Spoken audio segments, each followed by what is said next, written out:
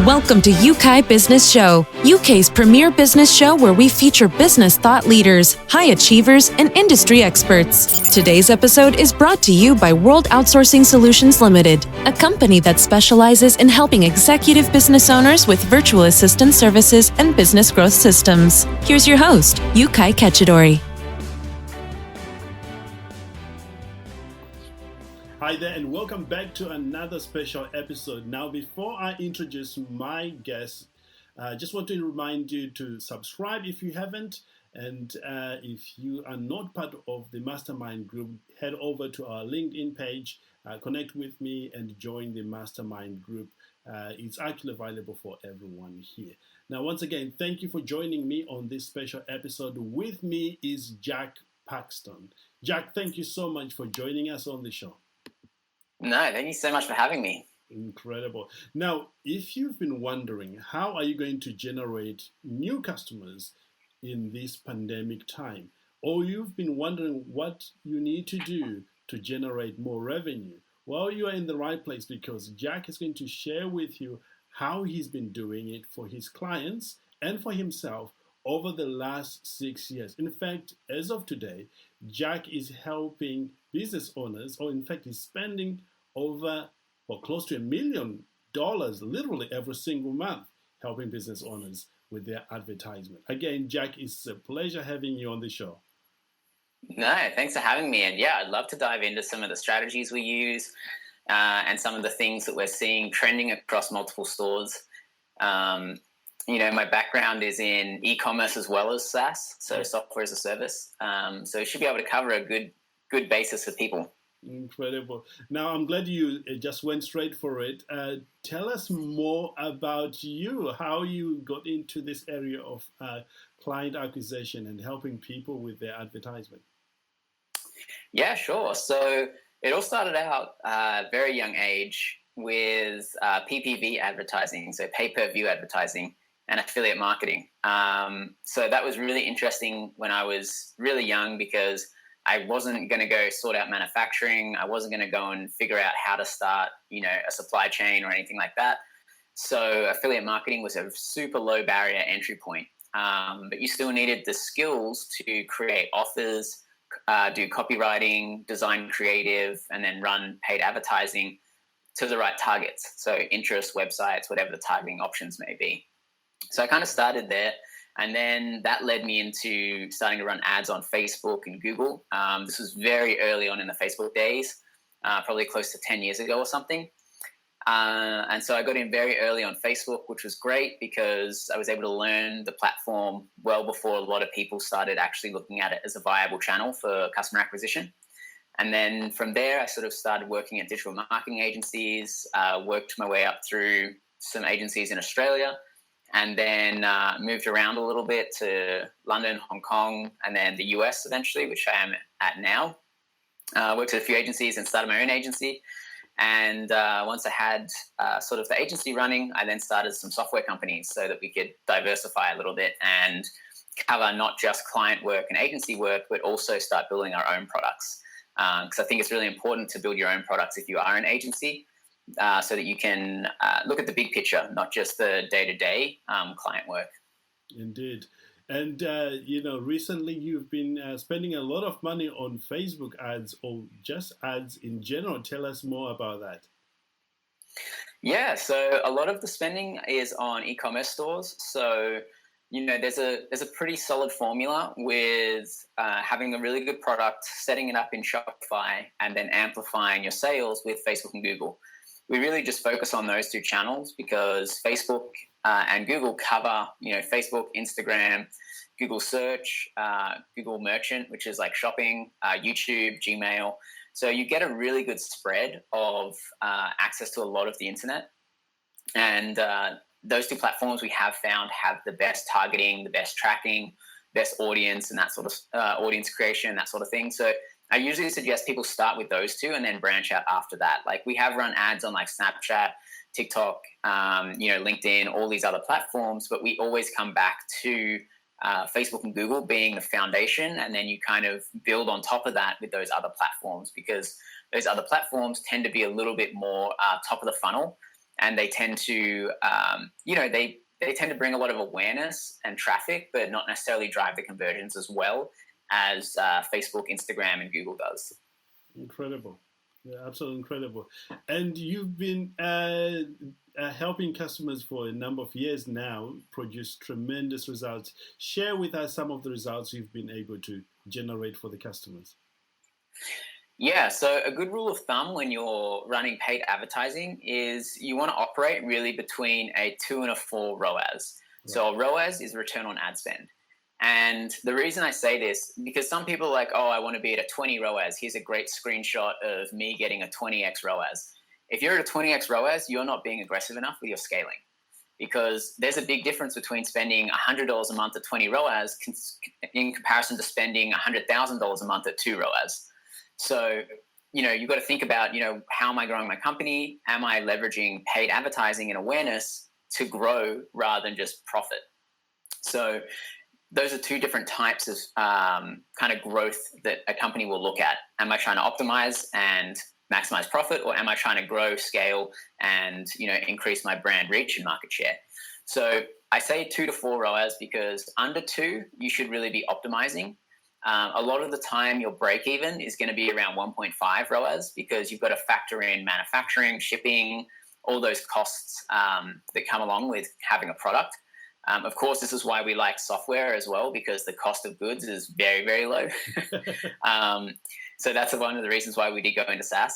But yeah, anything under 2, and you kind of want to be optimizing. So you want to be, making sure that you're covering all your remarketing audiences, really narrowing down your ad spend to the stuff that's working and getting rid of anything that's not working, and really trying to optimize your website conversion rate, your click-through rate, and obviously the ROAS on your ads when you're targeting different interests or remarketing audiences and that sort of thing.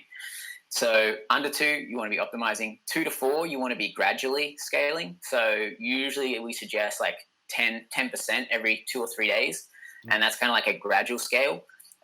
This is mostly on Facebook. Google isn't as particular. Facebook is very, very kind of sensitive to large increases in budgets. And so they always recommend doing a smaller percentage over a few days to gradually increase. And then anything over 4, and you want to be aggressively scaling, because that means you're putting in $1 and you're getting $4 back. So you would definitely want to be maximizing that as much as possible and pushing the limits on how long you can get that for. Because the thing with paid advertising is you have ups and downs. So you want to double down when it's really good and optimize when it's bad. So for example, with the pandemic, you'll notice that some industries had to fully restrict. Like if you were in travel, events, hospitality, your ads, you're going to have to like really restrict and optimize that. Whereas if you were in e-commerce selling sweatpants, or if you were selling home gym equipment, you'd want to be aggressively scaling to get as much market share as you can and take advantage of that opportunity. Because if you're not taking advantage of that opportunity, someone else is. So it's really like, how much can you afford to acquire that customer?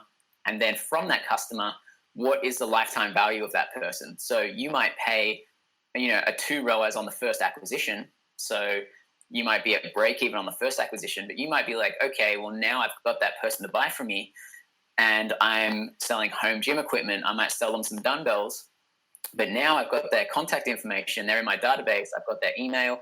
I know they've purchased from me. I'm going to run remarketing to make them buy stretch bands, to buy resistance bands, to buy a gym ball, to buy, gym outfits. You can upsell and increase that lifetime value because you've captured that customer and you've got that access that all your competitors don't. So you've got to think about not just the direct response ROI, but also the lifetime value of that customer too. Absolutely. Even in our own business, we've discovered that, the more follow-up you do, the more money you make. So if you just focus on the front end and forget about the back end and the following up, you will be probably leaving a lot of money on the table, right? Mm-hmm. Yeah. It's 2 times easier to convert someone who already knows your brand than a cold audience. And when we look at conversion rates across all of the client accounts that we have, the conversion rate is usually 2 to 3x for someone who's visiting a site for a second or third time. So, you want to make sure that you're maximizing your remarketing efforts to really squeeze out as much value as you can from, that first $1 click that you got from Facebook. Incredible, absolutely incredible. Let's talk about the mistakes that business owners make when they get into advertising, maybe as a starting point to then move on to talk about what they need to do. In your experience with helping business owners, what would you say are the top three mistakes that you have seen over and over and over again? Well, one is what I just went over. They don't look at the total lifetime value. Yeah. And they're obsessed with they're getting that 20 ROAS, which you can get 20 ROAS, but you're going to have to be comfortable acquiring a very small amount of customers. And then, so that's number one, focus on lifetime value, not direct response value. Two, start your email list or SMS list or bot list as soon as possible, because you're just renting the traffic from Facebook, Google, social media, all these platforms. You're just renting them. You don't own them. Same with Amazon. We see so many issues with brands coming over from Amazon being like, yeah, we've sold like 20,000 units, but we have no idea who any of them are. Huge issue with Amazon is that you don't have any access to your customers. So start that email database as early as you can, because it's very, very cost effective to get back in front of that person once you have a contact point. You don't have to pay for the ads. ESPs, email service providers, are very cheap when you look at how effectively you can reach people. Like it's, a few cents to reach someone. Whereas on Facebook, you're going to pay, on the low end, 50 cents a click. On the high end, maybe $4 a click. So it's much cheaper to reach people that way, and they're already warmed up. We are seeing a lot of people looking at, starting SMS lists or bot lists instead, because they're looking at email as a platform that's great, but the open rates are not so good. The click-through rates are not as good as they used to be. So they're trying to find new channels or new ways to connect. So that would be number two. Start collecting customer data and building your lists as early as you can. And number three is focus on what I call like the triangle of growth. So on each corner of the triangle, you have something that you can optimize that's going to improve your business. So on the first corner, you have creative and copy. So you want to constantly be optimizing and improving your creative and copy. So that's looking at like click-through rate, for example. The next one, you're going to have the website experience. So this is making it easier on mobile, improving your conversion rate, and that's the metric you're going to want to improve, going from like a 2% website conversion rate to a 3% website conversion rate. That's going to have a huge impact on the traffic that you drive and the revenue you can get. Essentially, you're improving it by 33% for every point you increase if you go from 2 to 3%. And then the third one is the traffic. So constantly be testing and improving your traffic source. So whether that's different audiences on Facebook, whether it's different channels, whether it's different audience demographics, that sort of thing. So as long as you think of those three things, every single week or every month, you can work on one thing in that triangle of growth, and that's going to improve your profitability over time and also help you scale. Because if you have the best ad in the world, but the worst website conversion rate in the world, no matter how much you spend on ads, you're not going to turn a profit on that. You need to have those three things line up. Indeed. I just want to take you back to the second point, developing your SMS list. In your experience, which platform is working very well right now as we speak? Yeah, so I would say, ManyChat is still so far ahead. They were one of the starting platforms. They're pretty well developed. Octane is another one we like to use, Octane AI. They do kind of like Facebook Messenger and SMS, and it's very focused on e-commerce.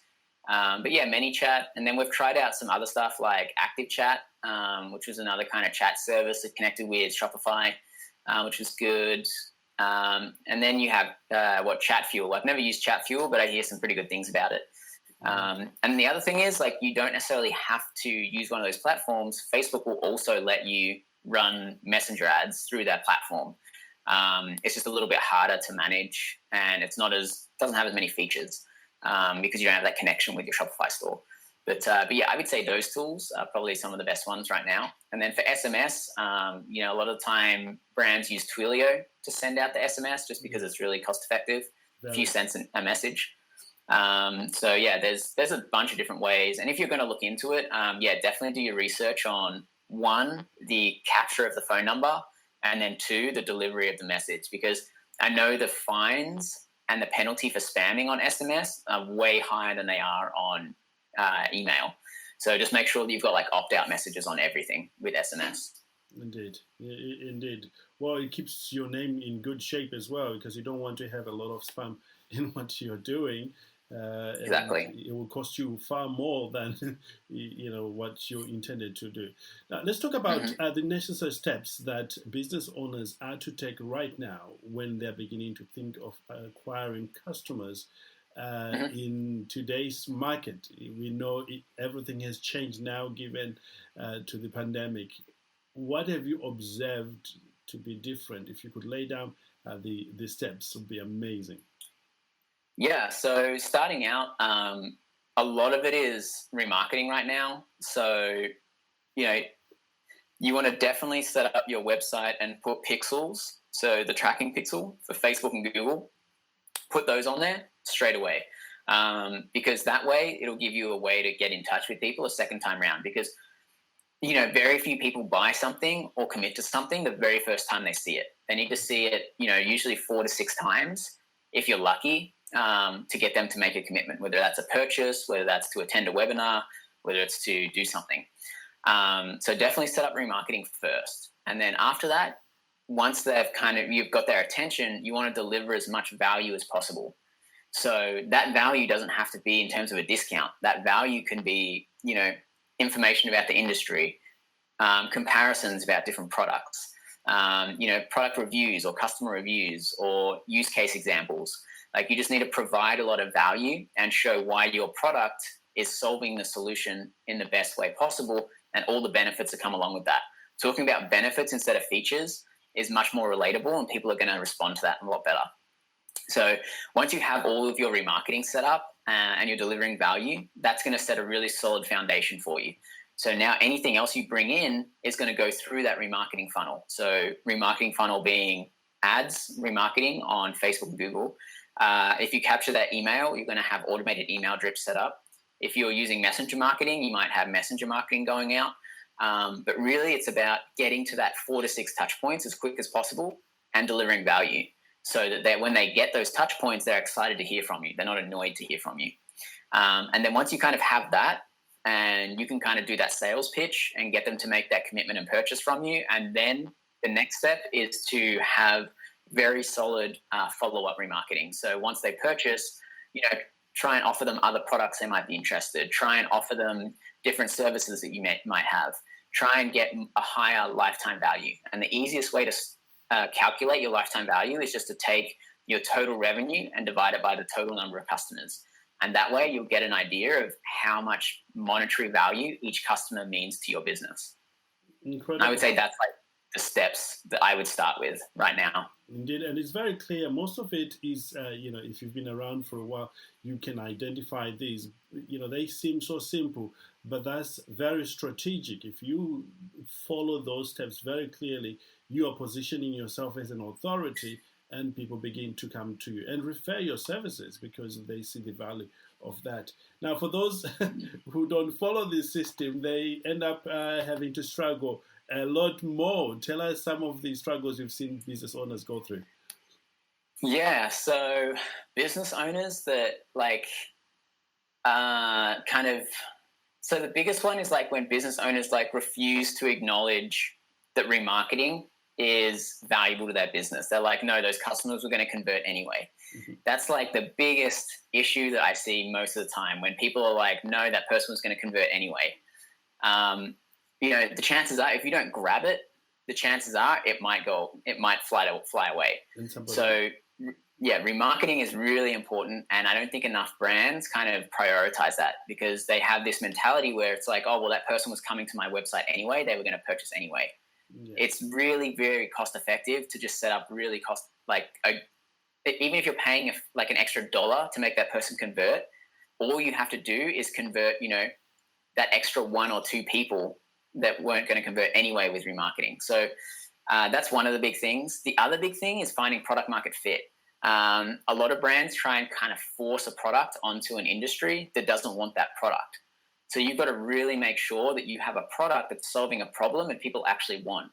So a lot of people don't talk to their customer. Just talk to your customers and be like, okay, what do you like? What do you dislike?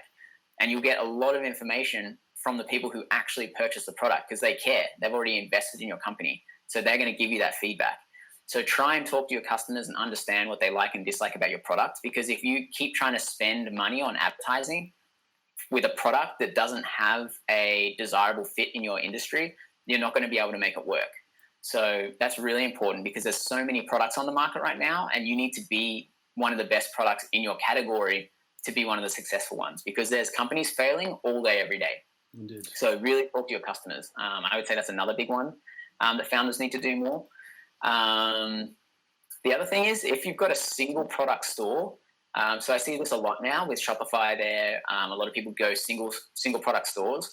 If you have a single product store, think about how you can maybe add in extra products, do line extensions, do order bumps, do upsells, that sort of thing. Because again, coming back to that lifetime value and average order value, you want to try and increase that to improve your profitability on your ad spend. I would say those three things are really big. Outstanding. Absolutely outstanding. There's a lot of information you're sharing with us, and I'm sure the business owners are thinking, you know what, I would rather have you work with me closely. And, for those who wants to work with you rather than to go and learn this all by themselves, where can they find you?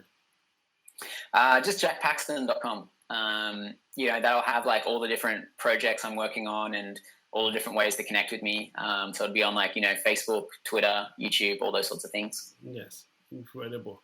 As we come toward the end of our time together here, we always like to ask business owners like yourself, running an agency and now working with the SaaS product, what keeps you going? Tell us some of your tips. You've got to really like what you do. If you're not kind of motivated, like, you have ups and downs for sure. And some days I'll get up and I'll just be like, I really don't want to work today, or I really don't want to do this today. But yeah, you really need to be passionate about what you're doing. I think you've got to be interested in what you're doing. And a lot of people say, turn your passion into your job or turn your passion into your business. But a lot of the time, people's passions don't really generate revenue. So I think you've got to find a balance between doing your passion and what you're good at. Usually you'll find that those two things will go together, because usually people like to do what they're good at. But yeah, really find a balance of something you're passionate about and something you like to do. And then that'll keep you motivated to keep going. Also, just seeing growth week after week is also really motivating. So I highly suggest, surround yourself with other successful people, surround yourself with people who lift you up, not bring you down. And I think that's a really big one as well, that I've kind of learned over the years, that the network that you're in and the people you spend your time with makes a very big impact on the other areas of your life as well. Indeed. And that brings me to another subject of mentors, that helps you shortcut the success journey. Any comments around mentors? I wish I'd done a better job at mentors, actually. I did a lot of failing myself when I probably could have asked someone and it would have been good. But yeah, my parents were great. I have a few family friends that have been really good.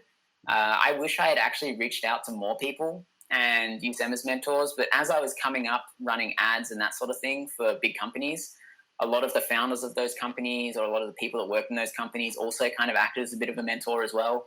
And I would say, when I moved from Australia to the US, the level of, or the ceiling just kind of not raised, that's not really a good word, but the ceiling was lifted to a much higher level. And the types of people that you met were just 10x of something that you would meet in Australia. So I think that was also a big tipping point in terms of surrounding yourself with the right people and being connected with the right people, because some of the brands we work with, I would have never imagined ever connecting with or even working with if I was back in Australia. Yeah, amazing. Final question for you, Jack. For those who are listening and want to know, if you were to do it all over again, what you're doing right now, knowing what you know today, what would you change, or what would you do differently? I think I'd be a bit more aggressive. It took me many years working in agencies and that sort of stuff to realize hey, I should just do this on my own. So I'm turning 30 next year, and I think I could have done it a little bit quicker. So I would have been a bit more aggressive, take a little bit more risk when I was a bit younger. I don't regret any of the travel. So I spent like 4 or 5 years traveling and trying to do university. I don't think I regret any of that. But I think I would have started a business, or I should have started a business while I was still in university, rather than waiting till I kind of left university, got a bit of job and work experience, and then started it. I think, there's nothing holding people back now from starting businesses as early as possible. The other thing is your first business is never going to be, your unicorn. I think you need to learn from starting and failing a few times before you really find your footing. So I wish I had done that a little bit earlier too. Indeed. Well, Jack, thank you so much for joining us on the show. We'll hope to have you back, maybe talk on other aspects of your business and, what business owners are finding as a challenge. Now, there you go, guys. If you want to learn more on how you can acquire customers during this time, Jack is your main man there for you to learn from. And also you can reach out to us. We've got an amazing team of people, our virtual assistant that can assist you in this journey of acquiring customers. And truly, we want you to succeed. Everything that we do, the quality of guests we bring here are there to help you in your business journey so that you will become that contributor in life that you always want to be. Reach those goals. And I hope you apply some of the things you've learned here today. With that said, have a great day. And Jack, again, thanks for being here with us. I look forward to catching up with you on another episode. Thank you for listening to Yeukai Business Show. We will be back to bring you more episodes with success stories and advice straight from the experts. Want more? Check out www.yukaibusinessshow.com. Get your free trial of our virtual assistant service today. Just visit www.worldoutsourcingsolutions.com. Quote WOS18 or send us an email at support@worldoutsourcingsolutions.com.